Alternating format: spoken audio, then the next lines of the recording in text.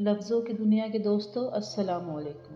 لوگ چاہتے ہیں کہ آپ بہتر کریں، لیکن یہ بھی سچ ہے کہ وہ کبھی نہیں چاہتے کہ آپ ان سے بہتر کریں۔ اچھے ہوتے ہیں ہم جیسے برے لوگ، کم سے کم اچھا ہونے کا دکھاوا تو نہیں کرتے۔ بہترین رشتہ جو شخص تمہارے خون میں سے نہ ہو مگر پھر بھی تم کو عزت دے اور پیار دے تو بے شک وہ تمہارے لیے بہترین رشتہ ہے۔ بڑی حسرت سے انسان بچپنے کو یاد کرتا ہے، یہ پھل پک کر دوبارہ چاہتا ہے خام ہو جائے۔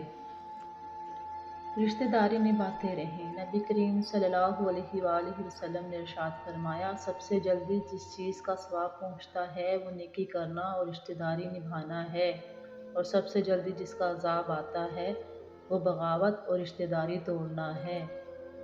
رشتوں کی فکر کرنا چھوڑ دیں، کیونکہ جس نے جتنا ساتھ نبھانا ہے وہ صرف اتنا ہی ساتھ نبھائے گا۔ اللہ پاک کے فیصلے ہماری خواہشوں اور آرزوؤں سے بہتر ہیں۔ امید جب اللہ سے جڑی ہو تو ٹوٹنے کا امکان نہیں ہوتا۔ چیخو پکار انسان کے وقار میں کمی کا باعث بنتی ہے۔ لوگوں کو اپنی خاموشی سے خوف زدہ کرنا سیکھو۔ جس چھاؤں میں عزت نفس زخمی ہو اس چھاؤں سے دھوپ بہتر ہے۔ خدایا مجھے کبھی میرے حال پہ مت چھوڑنا، میرا تیرے سوا کوئی نہیں۔ تصور تو پھر تصور ہے، اس کے کن سے حقیقتیں بدل جاتی ہیں۔ اللہ آپ کی محبت کو آپ کا نصیب بنا دے۔ قرآن پاک کی پہلی سورہ ہی ہمیں الحمدللہ کا سبق دیتی ہے۔ قرآن پڑھتے وقت لگتا ہے جیسے اللہ دلاسا دے رہا ہو، میں ہوں نا تمہارے ساتھ۔ شوق کلام لے گیا موسیٰ کو طور پر، میں کتنا بدنصیب ہوں مسجد نہ جا سکا۔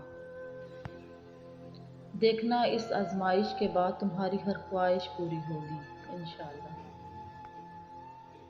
جو اللہ پر یقین رکھتے ہیں اللہ ان کے لیے وسیلہ بنا ہی دیتا ہے۔ اور جہاں بات آتی ہے سکون کی، میں اللہ سے باتیں کر لیتی ہوں۔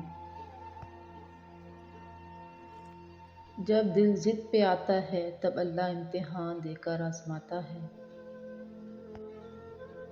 میں تیری رحمت سے بالکل مایوس نہیں ہوں یا اللہ، بس مجھے میری ہر آزمائش میں کامیابی عطا فرما دے، آمین۔